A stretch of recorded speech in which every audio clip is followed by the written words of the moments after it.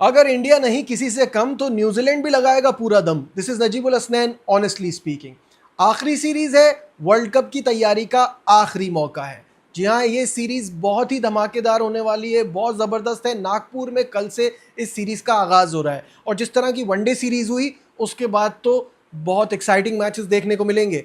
New Zealand ने history create की एक साल के अंदर ही। एक साल पहले, तकरीबन एक साल पहले, एक टेस्ट सीरीज कभी नहीं जीते थे, वाइट वॉश शिकस्त दी। एक साल के अरसे के अंदर ही वनडे सीरीज हराई और कभी इंडिया में वनडे सीरीज नहीं जीते थे, और ऐसे ग्राउंड में हराया जहां डिसाइडर मैच जो था वो ऐसे ग्राउंड में था जहां कभी इंडिया हारा नहीं था। तो न्यूजीलैंड हिस्ट्री क्रिएट कर रही है। न्यूजीलैंड एक ऐसी टीम बन गई है जो कि इंडिया को फंसा रही है बार बार। और क्या वो T20 में ऐसा कर सकती है? कर सकती है, लेकिन बहुत मुश्किल होगा। वनडे सीरीज में ये कहना गलत नहीं होगा कि न्यूजीलैंड के तो मेन खिलाड़ी नहीं थे, एक तरह से उनकी बी टीम थी, 6-7 बड़े नाम नहीं थे। T20 में सारे सुपरस्टार्स वापस आ रहे हैं, तो उनको ये बड़ा अच्छा मौका मिल रहा है, बड़ा स्ट्रॉन्ग चांस है न्यूजीलैंड के पास। On the other hand, India का record in T20 cricket is unbelievable, बहुत ही ज़बरदस्त है। 2024 के वर्ल्ड कप से अब तक अगर हम देखें ना, तो 8 T20 सीरीज इंडिया लगातार जीता है।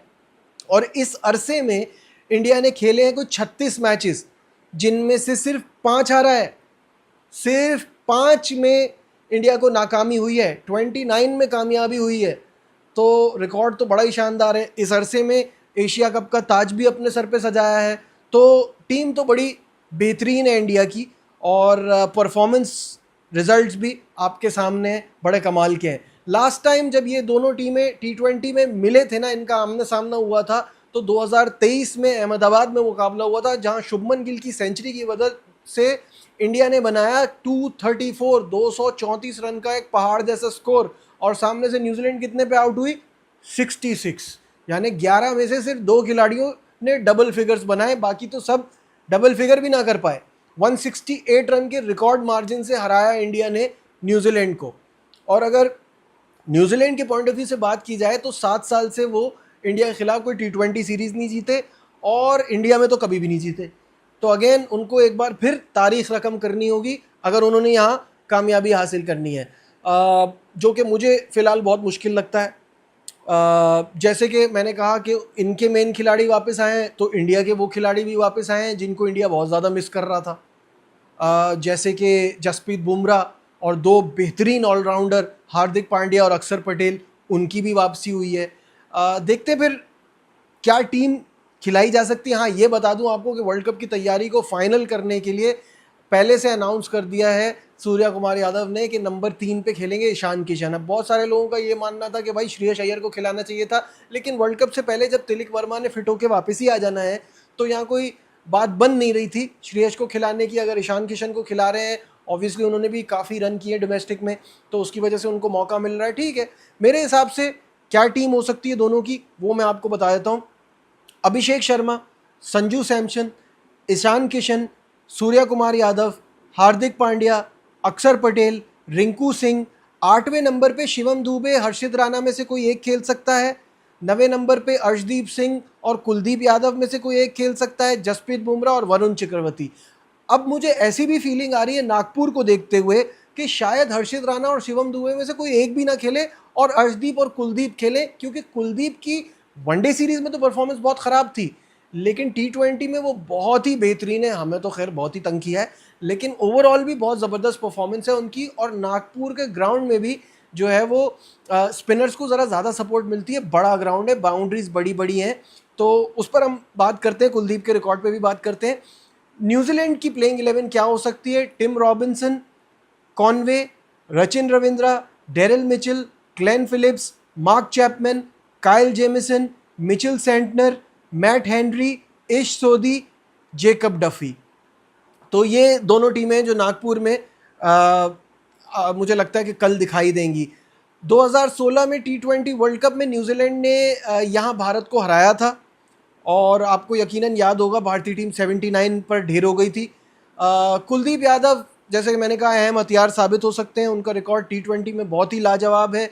फुल मेंबर्स की बात करें तो कम से कम 50 विकेटें लेने वाले फुल मेंबर बॉलर में कुलदीप की औसत सबसे अच्छी है। उन्होंने 13.17 की औसत से 48 इनिंग्स में 90 विकेट्स, 90 खिलाड़ियों को आउट किया हुआ है। तो कुलदीप का रिकॉर्ड बहुत अच्छा है, इसी वजह से मैं कह रहा था कि उनको चांस मिल सकता है। नागपुर में अब तक 13 T20 मैचेस खेले गए हैं। पहली इनिंग्स का एवरेज स्कोर इज़ 146, जबकि दूसरी इनिंग का एवरेज टोटल इज़ 126। यहाँ अब तक 13 में से 9 मैचेस में 4 मैच बाद में बैटिंग करने वाली टीम जीती है। तो इस तरह का कुछ रिकॉर्ड है। इंडियन टीम ने स्टेडियम में 5 में से 3 मैचेस में कामयाबी हासिल की है। तो ओवरऑल स्टैट्स इस ग्राउंड की ये बता रहे हैं, और सारी चीज़ें आपके सामने हैं। आपको क्या लगता है कल का ये पहला T20 मैच किसके नाम रहेगा, कौन खेलेगा कौन नहीं खेलेगा? ये भी इंडिया के पॉइंट ऑफ व्यू से ना अभी काफ़ी ट्रिकी है, क्योंकि उनके लिए ये गुड प्रॉब्लम्स है कि अच्छे खिलाड़ी इतने सारे हैं कि 11 क्या बनाएंगे, ये थोड़ा ज़रा एक टॉपिक ऑफ डिबेट रहता ही है।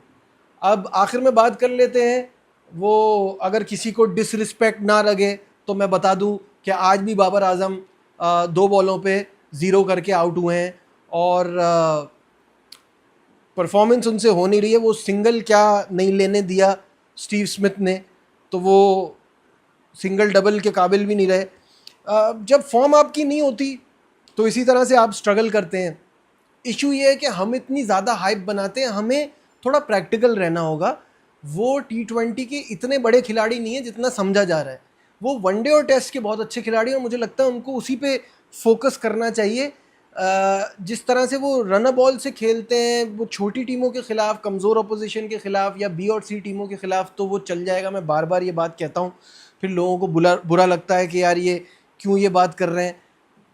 But still very strange for me कि अभी आपको मैं बताऊं, मोज़ेस हेनरिक्स ने जो कप्तान है सिडनी सिक्सर्स के, उन्होंने जो बात कही है और उन्होंने एक्सप्लेन करने की कोशिश की है। उन्होंने कहा Babar Azam was quite upset after Steve Smith denied him a single.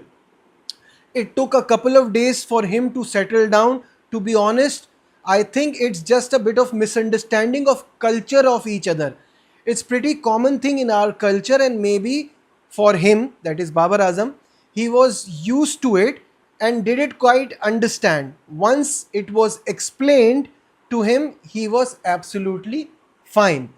तो ये बात उन्होंने कहा कि उन एक कल्चर डिफरेंस है जिसकी वजह से उनको शायद समझ नहीं आ रहा था। जब उनको एक्सप्लेन किया गया तो वो समझ गए। तो क्या एक्सप्लेन किया गया होगा कि भाई हमारे यहाँ जीत के लिए खेलते हैं, आप शायद अपने रन्स का सोच रहे होंगे, हमारे यहाँ जीत के लिए खेलते हैं, तो शायद फिर समझ में आ गया हो। बिकॉज आई मीन आप सोचें ज़रा, बिग बैश लीग में बाबर आजम, रिजवान, ये क्या एडिशन था, इन्होंने क्या ऐड किया इस सीज़न में? It was a big disappointment. तो मैं बार बार कहता हूँ कि ऐसी लीग में इनको जाना ही नहीं चाहिए था जहाँ क्रिकेट थोड़ी टफ है। ये रन बॉल वाले प्लेयर्स वहाँ इस तरह से सर्वाइव नहीं कर सकते। This is what I feel. आप क्या सोचते हैं कमेंट्स में मुझे ज़रूर बताइएगा। और आपको ये भी बता दूँ कि आज former captain of Pakistan Shoaib Malik ने PSL से अपनी रिटायरमेंट का ऐलान कर दिया। उन्होंने एक ट्वीट में बताया कि कितना अच्छा रहा उनके लिए एक्सपीरियंस PSL का, और उसमें उन्होंने शुक्रिया अदा किया। एक ज़बरदस्त उनका PSL का भी करियर रहा है, तो ऑब्वियसली बड़ी मेमोरीज होंगी, बड़ी यादें होंगी जिसको वो आज चेरिश कर रहे थे। खैर, एनी हाउ, आज की इस वीडियो में बस इतना ही। लाइक, शेयर, सब्सक्राइब, देखते रहिए नजीबुल हसनैन ऑनेस्टली स्पीकिंग।